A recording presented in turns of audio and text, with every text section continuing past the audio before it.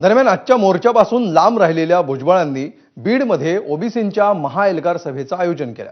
मंत्री पंकजा मुंडे, आमदार धनंजय मुंडे यांच्यासह राज्यातील प्रमुख ओबीसी नेत्यांना महाएल्गार सभेचं निमंत्रण देखील देण्यात आलं।